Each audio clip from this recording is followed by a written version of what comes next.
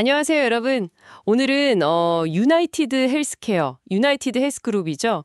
이 회사를 둘러싼 여러 자료들 한번 깊이 파고 들어가 보겠습니다. 최근에 이 회사가 뭐랄까 여러 악재가 좀 겹쳤어요. 네, 맞아요. 주가도 많이 떨어졌고 미국 법무부의 메디케어 사기 조사 가능성 얘기도 나왔고 또 갑자기 CEO가 사임하고 음.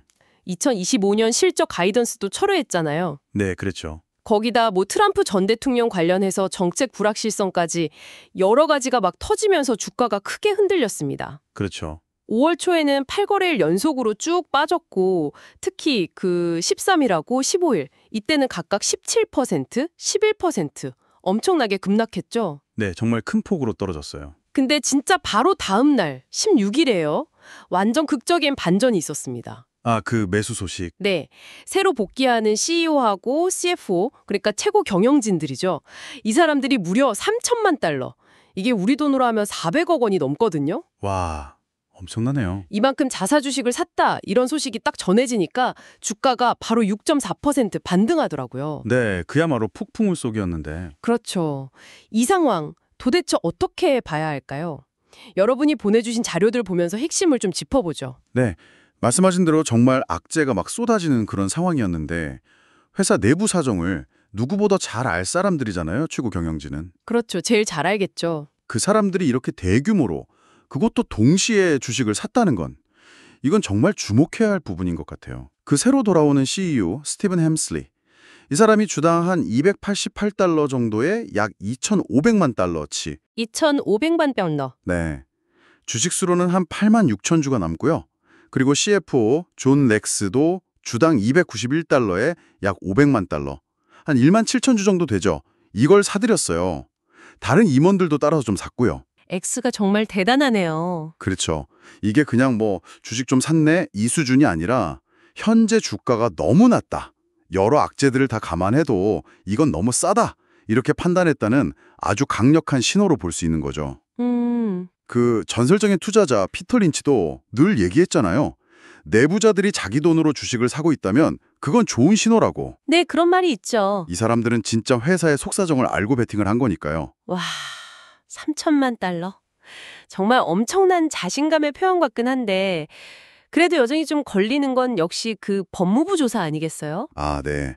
그건 맞습니다. 이게 잘못하면 벌금도 엄청날 수 있고 회사 이미지에도 타격이 클 수 있는 그 메디케어 관련 조사잖아요. 이 리스크는 어떻게 봐야 할까요? 맞아요. 그 조사는 분명히 가볍게 볼 사안은 아닙니다. 중요한 변수죠.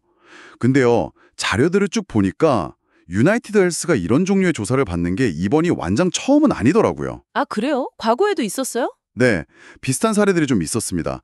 예를 들면 2017년에도 그 메디케어 어드밴티지 플랜이라고 있잖아요. 정부 지원금 받는 민간 보험 상품. 네네. 이거 운영 관련해서 조사를 받은 적이 있어요. 뭐 환자 상태로 좀 부풀려서 정부 지원금을 더 타냈다 이런 혐의. 소위 업코딩이라고 하죠. 아, 업코딩? 네, 그때 혐의 액수가 한 20억 달러 이상이었는데 이게 무려 8년이나 지난 2025년 3월에 와서야 특별조사관이 법무부가 혐의 입증할 증거를 제대로 제시 못했다 이러면서 소송 기각을 권고했어요. 8년 만에요? 네, 물론 법무부는 바로 반발했고요. 그래서 아직 최종 결론이 난 건 아닙니다. 그렇군요. 되게 오래 걸리네요. 네, 그리고 작년 2024년 2월에도 비슷한 메디케어 청구 관행에 대한 조사가 시작됐다는 보도가 있었고 또 11월에는 다른 회사 인수권 관련해서 반독점법 위반 여부 조사도 들어왔었고요. 계속 뭔가 있었군요. 그렇죠. 그러니까 회사랑 법무부 간의 이런 다툼은 뭐랄까 쭉 이어져 온 측면이 있다는 겁니다. 아하. 그래서 이번 2025년 5월 조사도 어쩌면 그 2017년 조사의 연장선상에서 봐야 할 수도 있어요. 과거 사례들을 보면 설령 나중에 뭔가 문제가 있다고 밝혀지더라도 최종 결론까지는 정말 긴 시간에 걸릴 가능성이 높다. 이 점은 좀 염두에 둬야 할 것 같습니다. 8년 넘게 아직도 진행 중인 사건도 있으니까요. 그렇군요. 이게 뭐 단기간에 결론 날 사안은 아닐 수 있다 이런 거네요. 과거에도 비슷한 조사들을 겪어왔고. 네. 그럼 종합해보면 유나이티드 헬스가 지금 당장은 법무부 조사 같은 좀 심각해 보이는 문제들의 직면에 있긴 하지만 첫째, 과거에도 비슷한 위기를 겪으면서도 장기적으로는 성장을 해왔다는 점. 네, 그렇죠. 그리고 둘째, 무엇보다 중요한 건 회사 내부 사정을 가장 잘 아는 경영진들이 바로 지금 이 시점에 이 가격은 너무 싸다. 이런 강력한 신호를 보냈다는 거잖아요. 그것도 엄청난 규모의 자기 돈으로. 정확합니다. 그게 핵심이죠.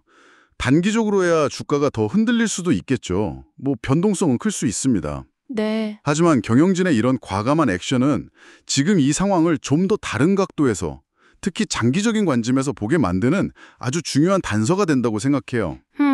물론 뭐 트럼프 전 대통령 관련 정책 불확실성 같은 변수들은 여전히 남아있긴 합니다. 네, 그것도 있죠. 근데 자료에서도 그런 분석이 나오잖아요. 미국의 의료 시스템이라는 게 워낙 복잡하고 거대해서 행정명령 하나로 이게 뭐 하루아침에 확 뒤집히기는 현실적으로 어렵지 않겠냐.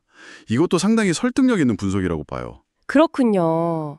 오늘 이렇게 자료들을 살펴보니까 정말 쏟아지는 정보들 속에서 진짜 중요한 맥락이나 신호를 잘 읽어내는 게 중요하겠다는 생각이 드네요. 맞습니다. 특히 이렇게 위기처럼 보이는 상황에서 내부자들이 자기 돈을 직접 거는 행동, 이건 정말 많은 걸 시사하는 것 같습니다. 그렇죠.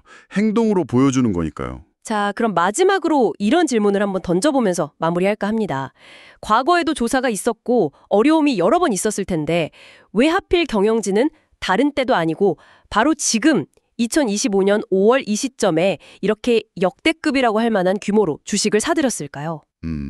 시기와 규모. 네. 이 특정 타이밍과 규모가 그들이 현재 회사가 마주한 위험과 또 미래에 대한 기회를 어떻게 저울질하고 있는지 우리에게 무엇을 말해주고 있다고 생각하시나요? 한번 깊이 고민해 볼 만한 지점인 것 같습니다.